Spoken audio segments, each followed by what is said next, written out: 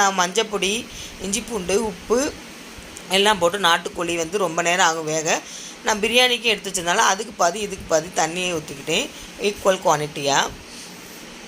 அப்போ தான் அதோடய டேஸ்ட் இருக்கும். இப்போ நல்லா கலக்கி விட்டுக்கலாம். கலக்கி விட்டுட்டு இப்போ நான் இதுக்குன்னு ஒரு பேஸ்ட் அரைச்சிருக்கேன். அதாவது ஒரு தேங்காய் குழம்பு நிறையா வேணுன்றக்கான குருமாமா தானே பண்ண போகிறேன். அதனால் தேங்காய், 1/2 ஸ்பூன் மிளகு, 1/2 ஸ்பூன் ஜீரகம், 1/2 ஸ்பூன் சோப்பு இதை போட்டு நல்லா நைஸாக அரைச்சிருக்கேன்.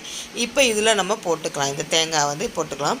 இப்போ தேங்காய் போட்டு நம்ம தேவையான அளவு தண்ணி நல்லா விட்டு கலக்கி விட்டுக்கலாம். உப்பு, மிளகாப்பொடி எல்லாமே பட்டாச்சு. பாருங்கள் தலைன்னு கொதிக்குது. இந்த சமயத்தில் கறி மசாலா பொடி இதை போட்டு நம்ம வேறு எதுவுமே சேர்க்கல, கறி மசாலா பொடி, அதனால் நல்லா சேர்த்துட்டு நல்லா தலைன்னு கொதிச்சிருச்சு. நல்ல வாசனைங்க, வீட்டிலே கமன்னு வாசனை. இந்த மாதிரி நீங்களும் நாட்டுக்கோழி குருமாவை செஞ்சு பாருங்கள். அவ்வளோதான். லைக் பண்ணி, ஷேர் பண்ணி, கமெண்ட் பண்ணி, சப்ஸ்கிரைப் பண்ணுங்கள். தேங்க்யூ, பாய்.